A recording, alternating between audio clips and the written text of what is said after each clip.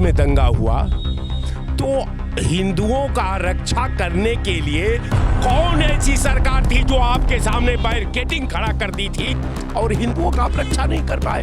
जथा इधर इस धूप से अच्छी थी वह छांव घनेरी का यह जिस्म जलाती है, वह रूह जलाती है।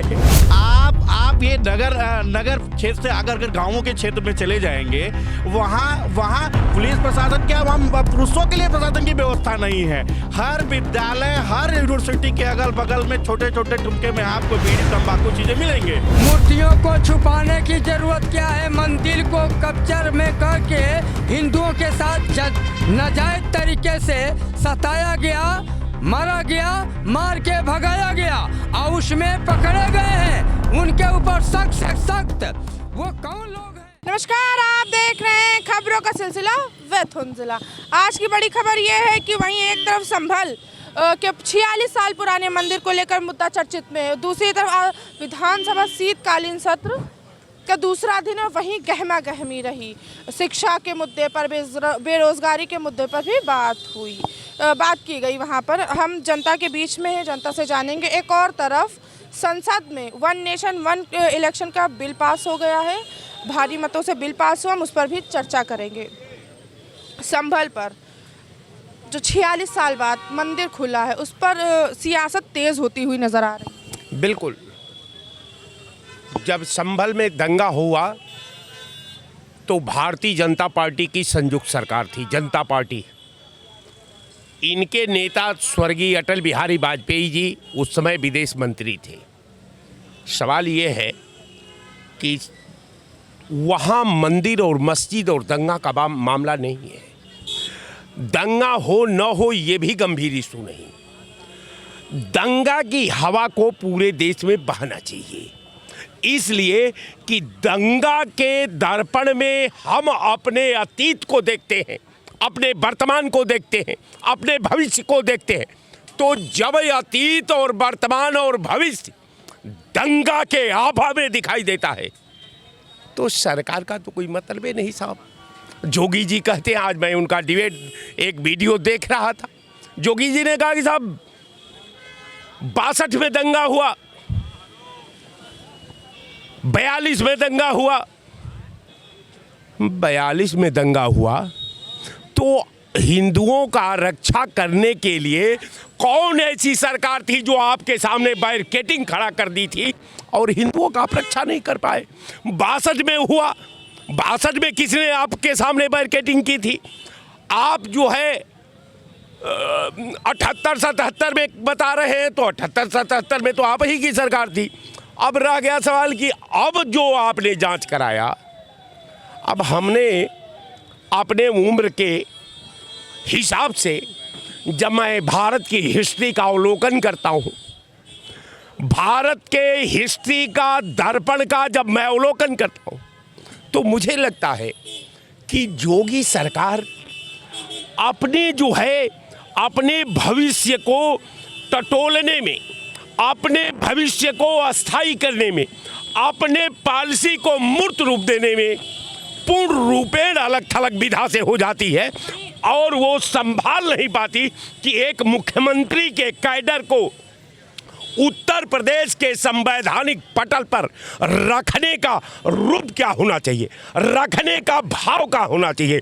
जो पॉलिसी है वो समाज के हित में है कि नहीं है, वो सद्भाव के हित में है। वहीं जियाउर रहमान का कहना है, सपा के सांसद भी हैं वहाँ से, कहना है कि 46 साल में हमने मंदिर को जगह मस्जिद भी बना सकते थे। बिल्कुल, जथा इधर इस धूप से अच्छी थी वह छांव घनेरी का यह जिस्म जलाती है, वह रूह जलाती है। दोनों का अस्तित्व दंगा में छुपा हुआ है।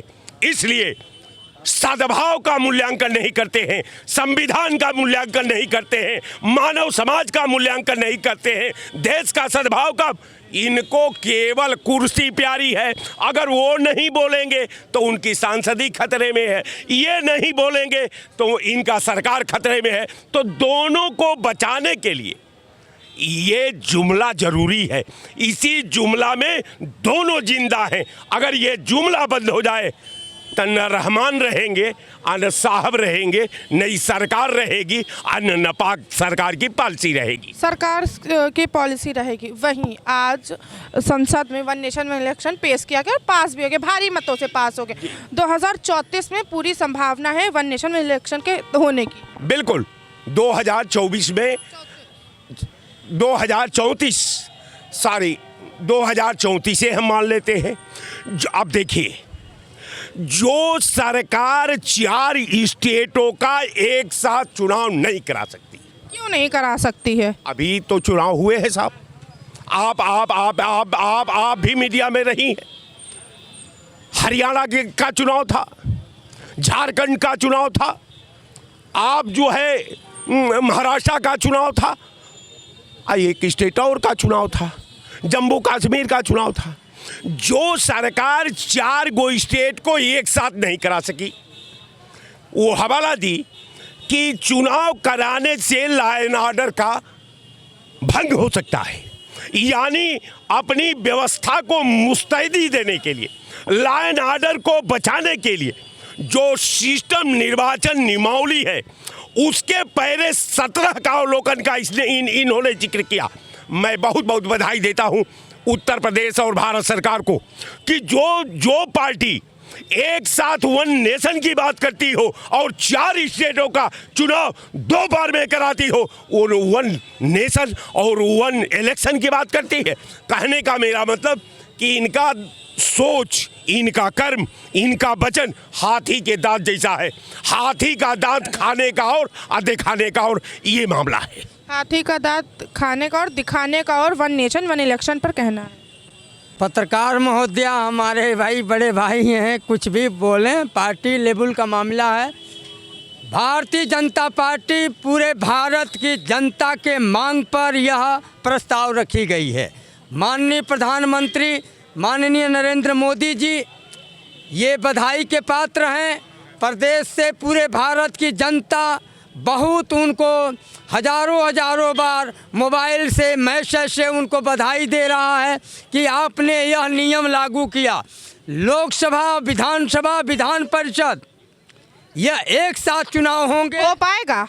हो जाएगा। पूरे साल चुनाव चलता है। ये चुनाव एक दिन में एक कैसे चुनाव पॉसिबल है? बहन, ये चरणों में प्रदेश लेवल के 2 चरण, 4 चरण, 5 चरण, उसकी व्यवस्था चरणों में होती हैं। प्रदेश लेवल का जो चुनाव होता है उसमें चुनाव अधिकारी खुद को ही निष्पक्ष चुनाव कराता है। और जो चुनाव के दरमियान में जो अधिकारी, जो ज़्यादा तौर से जो प्राइमरी के टीचर लगाए जाते थे, कर्मचारी लगाए जाते थे, उसमें ज़्यादा खर्चा आता था। अच्छा। कम खर्च के लिए अच्छा, यह विधान बनाई गई है, यह प्रस्ताव पारित हुआ। कम खर्च के लिए। अभी जो खर्च होता था, क्या उससे ज़्यादा अगर हो गया तो क्या करें? नहीं, कम खर्च होना है भाई। 2 बार चुनाव होंगे तो 2 बार का खर्च आएगा, हमको 2 बार पेमेंट करने होंगे। एक चुनाव में आप लोकसभा, विधानसभा और विधान परिषद का चुनाव कराने में खर्च कम होंगे और निष्पक्ष चुनाव। अच्छा, वही निष्पक्ष चुनाव होगा, बिल्कुल सही। वही MLC विजय बहादुर जी ने नियम 110 के तहत कुछ मुद्दों पर चर्चा करने की मांग रखी गई है। जैसे कि मुद्दे हैं स्कूल के बाहर बीड़ी, पान, सिगरेट की दुकान लगना, महिला थाने में महिला वॉशरूम ना होना, थाने में वॉशरूम ही नहीं है। ये मुद्दे थे। मतलब आप खुद सोचिए, पुलिस प्रशासन महिलाओं की सेफ्टी के लिए, अगर वही सेफ्टी नहीं तो आम पब्लिक कैसे सेफ रहेगी? सोचिए। आप पत्रकार महोदया, आपने बड़ी बात बताई तो वो मैं उत्तर दे रहा हूँ। उत्तर प्रदेश में योगी आदित्यनाथ महाराज जी अपने जनता ने जनादेश दे करके मुख्यमंत्री बनाई है बहुमत से। अरे मुख्यमंत्री बहुमत से बनाई तो बाथरूम कौन, वॉशरूम कौन बनवाए? वही पे आ रहा हूँ। और माननीय मुख्यमंत्री के दिशा निर्देश पर माफिया मुक्त उत्तम प्रदेश, माफिया मुक्त उत्तम प्रदेश माननीय योगी आदित्यनाथ के माफिया मुक्त उत्तम प्रदेश कर रहे हैं। अब मैं पत्रकार महोदय बताना चाहता हूँ, ये भारतीय जनता पार्टी के एक प्रवक्ता कह रहे थे, आपने पूछा कि स्कूल के सामने बीड़ी मजदूर वो सब की दुकानें जो हैं, तंबाकू पदार्थ की चीज़ें दुकानें हैं उसके सामने, और वाशरूम, महिला थाने में वाशरूम की व्यवस्था नहीं। ये एकदम धरातल की सच्चाई बात है। ये आप ये नगर क्षेत्र से अगर गाँवों के क्षेत्र में चले जाएंगे, वहाँ पुलिस प्रशासन क्या, वहाँ पुरुषों के लिए प्रशासन की व्यवस्था नहीं है। हर विद्यालय, हर यूनिवर्सिटी के अगल बगल में छोटे छोटे ठुमके में आपको बीड़ी तंबाकू चीज़ें मिलेंगे, और कैंपस में लगा रहता है वो सरकार के निर्देशानुसार कि ये तंबाकू फ्री कैंपस है। आप सच्चाई क्या है, धरातल पे उसकी बात करिए। आप भारतीय जनता पार्टी के इनके प्रवक्ताओं से पूछेंगे अमरूद के बारे में तो ये सेब के बारे में बताएंगे। ये इनका हमेशा रहा है मुद्दों से भटकाना।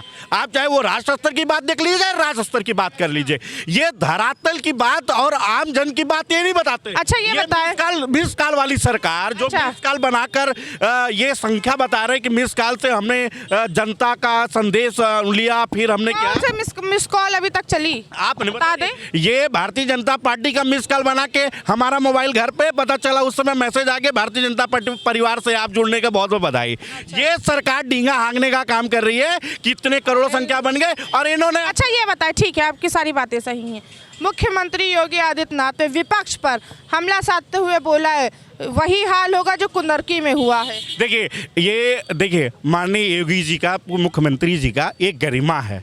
एक सदन के अंदर एक और भी मुख्यमंत्री लोग बने और भी कई सरकारें रही, जो गरिमा में उपस्थित से एक मुख्यमंत्री जी को एक संबोधन करना चाहिए। ये दिखा जाए कि विपक्ष के नाते आप वहाँ पे सदन में बैठने की एक गरिमा होती है, लेकिन माननीय योगी जी का हमेशा ऐसा भाषण होता है कि लोग उतावले हो और ये जनहित के मुद्दों पे बात ना हो, ये बस डिवाइडेड करता रहे और गांव क्या डिवाइड एंड रूल खेल रहे हैं। एकदम सही बात है कि ये जो बुनियादी मुद्दे हैं वो जनता तक बात ना आए, बस हम लोग आपस में बटे रहें। मेरे मुख्य उद्देश्य अब जो प्रदेश का मुखिया अगर इस बात को रखेगा तो उनके कार्यकर्ताओं में और उनके आम जन में जो बातें जाएंगी कि एक हमारे प्रदेश। अच्छा जो कल जो विधानसभा सत्र में, शीतकालीन सत्र में क्या आम जनता का मुद्दे उठाएंगे? आज भी जनता के मुद्दे उठाएगा। ये कम समय में आप 16 से 20 सदन में आप कम समय दे रहे हो, इतनी बड़ी विधानसभा हमारी है, क्या आम जनता की बातें विधानसभा माननीय सदस्य लोग रख पाएंगे? आप कितना रखने की पूरी कोशिश की जाती है, रखते भी हैं। जैसा कि आज आप ये बताएं, आज जैसे कि योगी आदित्यनाथ जी ने, मुख्यमंत्री हैं हमारे प्रदेश के, उन्होंने कहा बिजली है, शिक्षा पे बात की उन्होंने, बेरोजगारी पे बात की। देखिए बेरोजगारी की बात हो, हालात आप देख लीजिए उत्तर प्रदेश में स्थिति क्या है। आप बिजली की बात हो, आप बिजली की स्थिति आप देख लीजिए ना, बिजली के कर्मचारी रोड पे दफ्ती लेके खड़े हुए हैं, भैया हमें बचा लो, हमारा तो घर लूटने जा रहा है, हमें प्राइवेटाइजेशन करने जा रहे हो। आप तो सब बात अपने मुख से करने जा रहे हैं ना। आप जनता की बात कब करोगे? बिजली कर्मचारियों की बात कब करोगे? ये सब बात कब आएगी? आप तो चाहते हो कि जो मैं कह रहा हूँ वही सत्य है, जो मैं कह रहा हूँ वही सत्य, बात नहीं करते।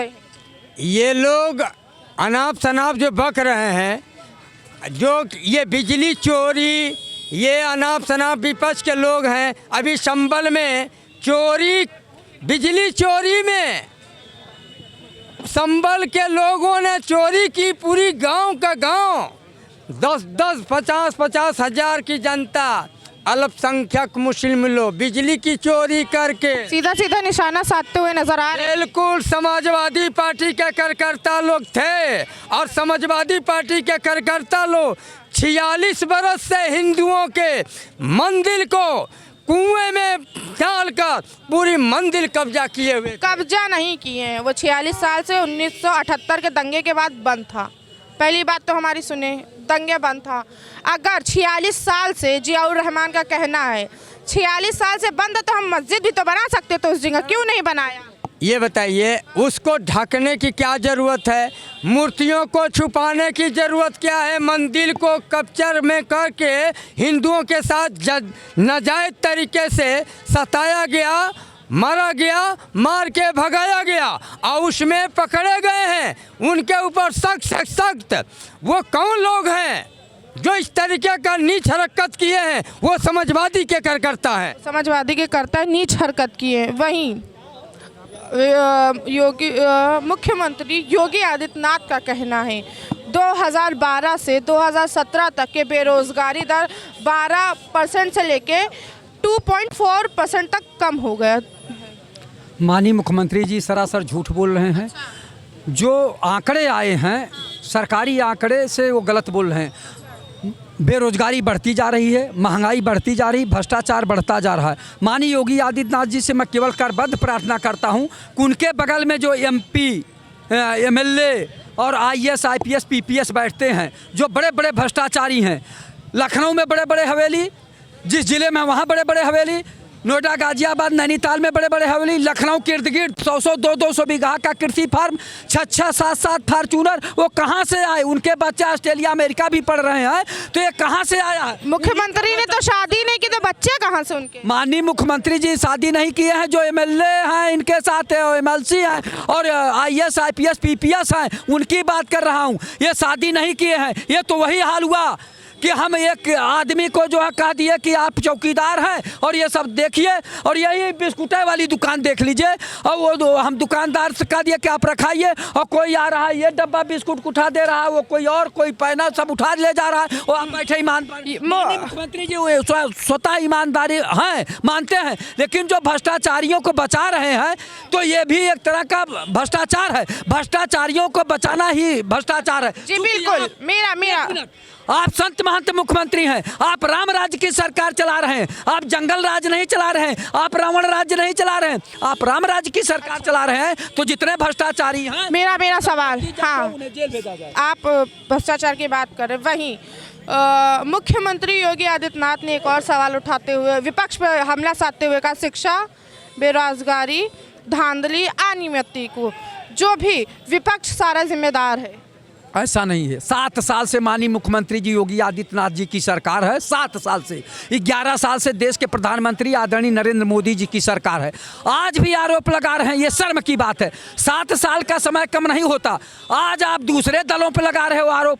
अब आपकी जिम्मेदारी है बेरोजगारी, भ्रष्टाचार, महंगाई या जो भी यहाँ हो रहे हैं उसके जिम्मेदार माननीय मुख्यमंत्री योगी आदित्यनाथ जी, लेकिन वो जिम्मेदारी नहीं लेना चाहते, केवल दूसरे दलों पे और दूसरे नेताओं पे लगा रहे हैं। 7 साल का समय कम नहीं होता है और 11 साल के देश के प्रधानमंत्री जी का भी समय कम नहीं होता। आपने सुधार क्या किया? कितने कल कारखाने लगाए, कितने बड़े बड़े अस्पताल बनवाए, कितने विश्वविद्यालय बनाए? ये तो नहीं कहते रेल बेच दिए, भेल बेच दिए, LIC बेच दिए, हवाई अड्डा बेच दिए, सब तो बेच दिया, सब तो बेच दिया। आपके हिसाब से क्या बचा है फिर? सब तो आप कह रहे बेच दिया, फिर बचा क्या देश में? बचा क्या है? बस यही इंसान दिखाई दे रहे हैं। ये जिस धरा पे खड़ी हैं ये भी बिका हुआ है। अडानी अंबानी जैसे लोग जब विधानसभाओं के MLA MP को खरीद ले रहे हैं तो बचा क्या है? आप बता दीजिए। माननीय योगी आदित्यनाथ जी से जरा पूछिए कि ये क्या हो रहा है। जो भ्रष्टाचारी हैं, जितने गुंडे हैं, उनके बगल में बैठ रहे हैं, क्या वहाँ नहीं दिखाई दे रहा है? बिल्कुल दिखा दे। क्या उनको नहीं दिखाई? इनके हिसाब से भेल बेच दी, LIC बेच दी, सब बेच दिया, यहाँ तक ये जमीन भी बेच दी है। रोजगार तो कोई है नहीं। उत्तर प्रदेश में युवा है जो बेरोजगारी है। और मैं रोजगार पर तो मुख्यमंत्री योगी आदित्यनाथ कहते हैं कि 19% से कम होकर के 2.4% बचा। ये सब अखबार में है, ओरिजिनल कुछ नहीं है। मैं 2 बात पे करूँगा बस। मैं मथुरा से हूँ, यहाँ से नहीं हूँ। सबसे बड़ा भूमाफिया है, भूमाफियाओं का कोई लगाम नहीं है 1% भी। भ्रष्टाचार मुक्त, भूमाफिया मुक्त है प्रदेश, तो कहते हैं। सरकारी जो टीचर हैं, भूमाफिया हैं, उनका कोई इलाज नहीं है। कप्तान, DM साहब कोई कुछ नहीं कर पा रहे हैं। हमारी एक ज़मीन है वो दब गई, उसका कोई निस्तारण नहीं हो रहा। मेरी समझ में ये नहीं आ रहा है जो BJP के कार्यकर्ता हैं उनकी कोई कहाँ कौन सुन रहा है? कोई नहीं सुन रहा है। अच्छा, आप करते क्या हैं पहले ये बताएं। मैं पढ़ रहा हूँ, अभी स्टूडेंट हैं आप। आज मुख्यमंत्री योगी आदित्यनाथ एक शिक्षा पर लेकर बहुत बड़ा चर्चा उठाई, विधानसभा शीतकालीन पे उठाया मुद्दा। क्या आपको क्या लगा कि सही मुद्दा था कि नहीं? मुद्दा तो अच्छा था, मुद्दे में कोई परेशानी। योगी बाबा भी बढ़िया हैं, पर जो नीचे स्तर पे जो कर्मचारी हैं कुछ काम नहीं। मैं समस्या जो BJP के जो कार्यकर्ता हैं वो भूमाफिया हैं, उनका कोई इलाज है या नहीं इस प्रदेश में? मेरे हिसाब से तो है नहीं। अच्छा, है नहीं। अच्छा, आप स्टूडेंट हैं, बहुत से चैलेंजेस फेस करते होंगे।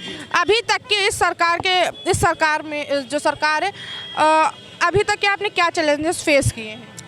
सरकार शिक्षा में बहुत अच्छी है। शिक्षा में अच्छी है तो पेपर लीक कैसे होता है? पेपर लीक तो पता नहीं, ये कुछ लोग करा देते हैं। इस चीज़ में तो मैं कुछ टिप्पणी नहीं कर पाऊँगा क्योंकि कुछ शिक्षा माफिया हैं वो आप करते होंगे। पढ़ रहे हैं क्या, किस चीज़ की तैयारी है? मैं बीएससी कर रहा हूँ। बीएससी कर रहे हैं आप, और पेपर लीक हो जाता है, कैसा दुख होता होगा।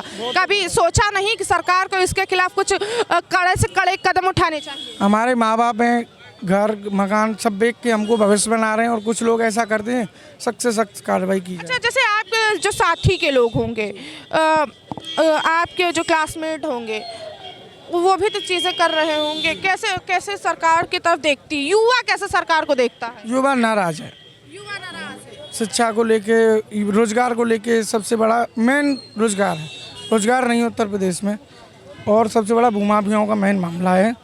इस पर कोई कुछ तो कुछ कर रहा होना चाहिए। मेन मामला क्या है कि अभी कोई अपोजिट पार्टी है, उसका कोई करे तो ठीक है, बीजेपी का कोई कर रहा है तो उसका क्या इलाज है?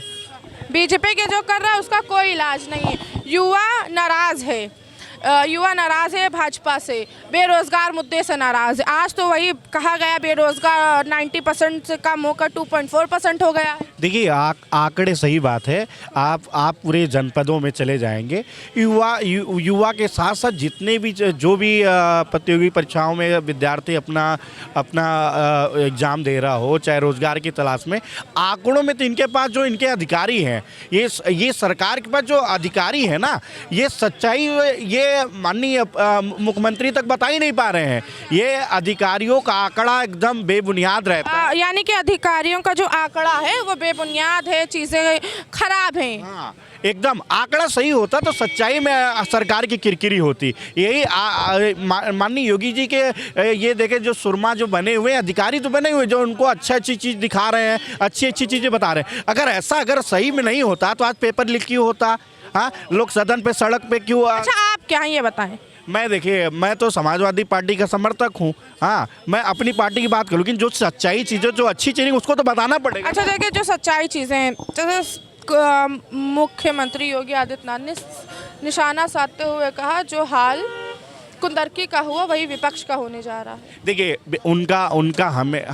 उनका हमेशा माननीय योगी जी का रहता है कि विपक्ष को तो वो सही में सदन में वो देखना नहीं चाहते हैं, क्योंकि उनका उद्देश्य सिर्फ है कि सदन में विपक्ष का कोई नाम ना हो। उसका उदाहरण बता देता हूँ, विधानसभा का सत्र कितने दिन का रह गया?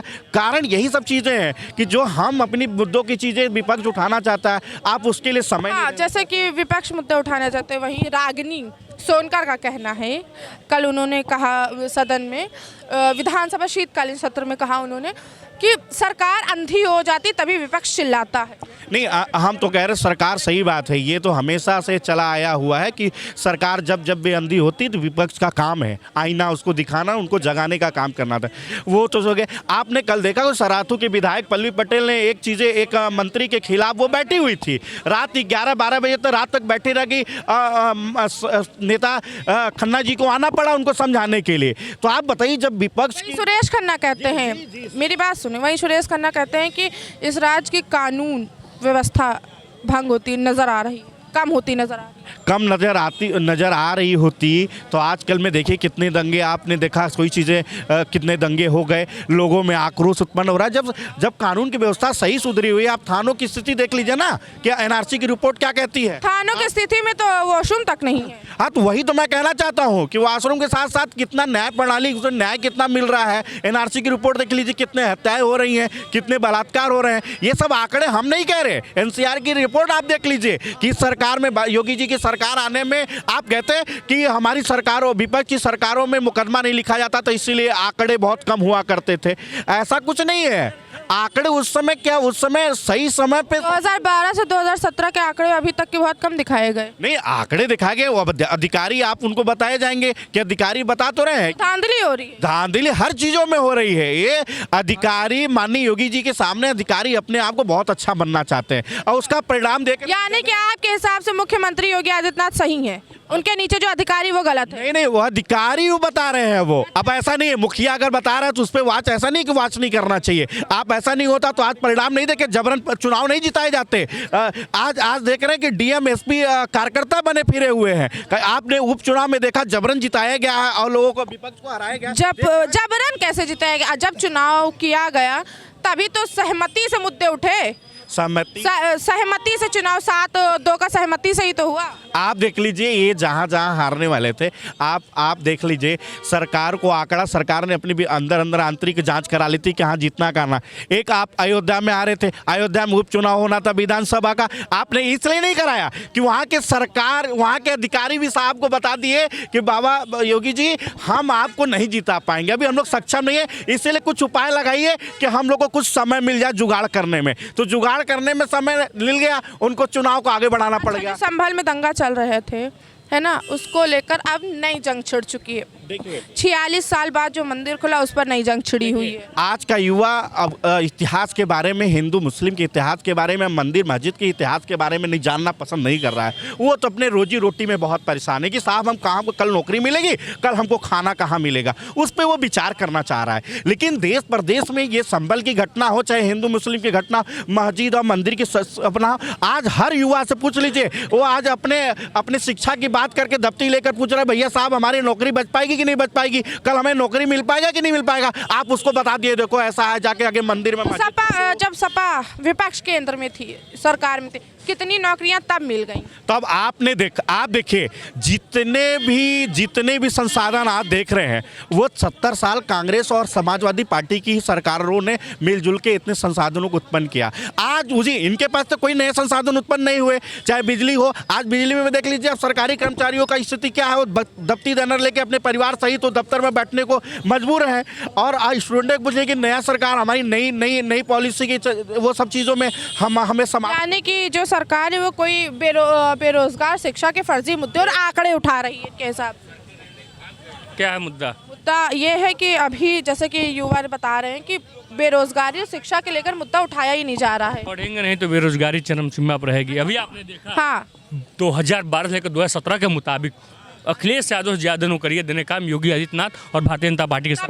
तब भी मेरी बात सुने, एक मिनट हमारी बात सुन ले। तब भी तो अरे मेरी बात सुन, तब भी तो बेरोजगारी, शिक्षा के लिए बच्चे और युवा रो रहे हैं। देखिए जो नहीं पढ़ेगा वो रोएगा, जो पढ़ा लिखा है उसको रोजगार मिल रही है, वो अपना प्रयास जारी रखे जी। और रही बात, भाई ने कहा कि बिजली चरमरा गई है। मैं 2012 से लेकर 2017 की सरकार में देखा कि रात में अगर बिजली आई तो दिन में नहीं, दिन में आई तो रात में नहीं, वो स्थिति थी। अभी ग्रामीण क्षेत्र में 18 घंटे बिजली और पूरे शहर इलाके में 24 घंटा बिजली का आमदनी काम भारतीय जनता पार्टी और उत्तर प्रदेश सरकार कर रही है। बिल्कुल उत्तर प्रदेश सरकार कर रही है।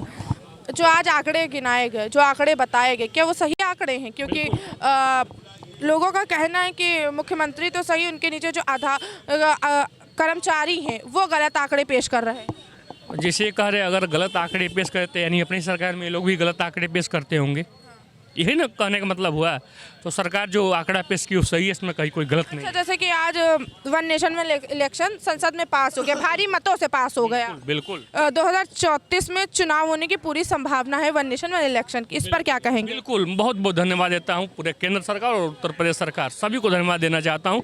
और विपक्ष इसलिए आतताई है, रो रहा है कि न लूट पा रहा है, न खसोट पा रहा है, न भ्रष्टाचार कर पा रहा है, न लूट पा रहा है, न घसोट पा रहा है, न भ्रष्टाचार कर पा रहा है। किसके पास नोएडा में देखा है, नोएडा में देखा है कि यादव जी थे, वो कितना बड़ा भ्रष्टाचार किए थे। आज वो जेल गए हैं, उनकी सारी संपत्ति जब्त करके और अन्य जो बांटी जाए, जो बचा हुआ भ्रष्टाचार वो 34 में खत्म हो जाए। ये स्वागत है जो कर रहे हैं, लेकिन अभी एलडीए का भ्रष्टाचार स्वयं में पेपरों में हाईलाइट में देखा होगा कि इसकी जो है हर विजिलेंस जांच होगी। एलडीए में जो अधिकारी हैं और माननीय मुख्यमंत्री जी के बगल में बड़े बड़े भ्रष्टाचारी बैठे, जितने आईएएस आईपीएस पीपीएस पीसीएस हैं, बड़े बड़े अधिकारी सब भ्रष्टाचारी लगाए गए हैं। और ये कह रहे हैं भ्रष्टाचार की बात, तो अभी मैं कह रहा था ना कि प्रति व्यक्ति आय कितनी है, इसको तो माननीय मुख्यमंत्री जी बता रहे हैं। उत्तर प्रदेश के प्रति व्यक्ति के ऊपर कितना कर्जा है, इसको नहीं बोल रहे हैं। और हकीकत में देखिए दफ्तर भ्रष्टाचार कौन है इसका जिम्मेदार, जिले जिले में भ्रष्टाचार कौन है इसका जिम्मेदार। तहसील में चले जाइए तो लेखपाल से लेकर एसडीएम तक भ्रष्टाचार में लिप्त है, थाने में चले जाइए तो सिपाही से, यानी कि चारों तरफ भ्रष्टाचार है। हाहाकार मचा हुआ। माननीय मुख्यमंत्री जी कभी गरीब के बेस पे, कभी किसान के बेस पे, किसी थाने किसी तहसील में जांच नहीं किए कि हमारे जांच नहीं किए, कैसा अत्याचार, जांच नहीं किए हैं, जांच नहीं किया जी। कि अखिलेश यादव जी कितनी बार भेष बदल के गए और बहन मायावती जी कितनी बार भेष बदल के गई किसी दफ्तर में, पूछ लीजिए हमारे माननीय नेताजी से। जी बिल्कुल। माननीय स्वर्गीय चौधरी चरण सिंह गए थे और सुनिए वो लोग तो जंगल राज वाले यही लोग कहते थे जो भाजपा वाले हैं। ये तो राम राज्य है ना, राम राज्य में संत महंत मुख्यमंत्री हैं। शर्म आती है इसलिए कि पूर्ण बहुमत नहीं, प्रचंड बहुमत की सरकार है, उसके बाद भी ये लोग भ्रष्टाचार में आकर डूबे हैं। और जितने अपराधी हैं, जितने भ्रष्टाचारी हैं, जितने माफिया हैं, सब माननीय योगी आदित्यनाथ जी के, माननीय मुख्यमंत्री जी के बगल में बैठ रहे हैं और उन्हें गले लगाए हुए हैं। माननीय प्रधानमंत्री के बगल में सुनिए, अजीत पवार, शुभेंद्र अधिकारी, हेमंत बिश्व शर्मा, जो बड़े बड़े घोटाले हजारों करोड़ का किए हैं, वो भी बगल में बैठे हुए हैं। अब बताइए कैसे एक माफिया हुआ करता था इसी उत्तर प्रदेश में, और मुख्यमंत्री मुलायम सिंह यादव उस कुत्तों से हाथ मिलवाता था। उस माफिया की एक बात कर रहे हैं, उस माफिया की बात नहीं करेंगे। एक और माफिया था जो अखिलेश यादव के बगल में बैठता था, मुख्तार अंसारी, उस माफिया की बात नहीं करेंगे। अच्छा, उस माफिया की बात करिए। इसी देश में वो माफिया की बात नहीं करेंगे। पूरे देश में लोग ढूंढ रहे थे, उड़ीसा से आके दिल्ली में जो है सम्मिलित हुआ। भ्रष्टाचार पर बहुत ज़्यादा ही चर्चा, माहौल गर्म होते हुए नजर आ। खैर, हमने संसद में भी बात की, हमने शीतकालीन सत्र पे भी बात की, हमने जो है संभल के 46 साल बाद मंदिर खुलने की भी बात की। हमने सभी मुद्दे उठाए, हमने सभी की राय जानी।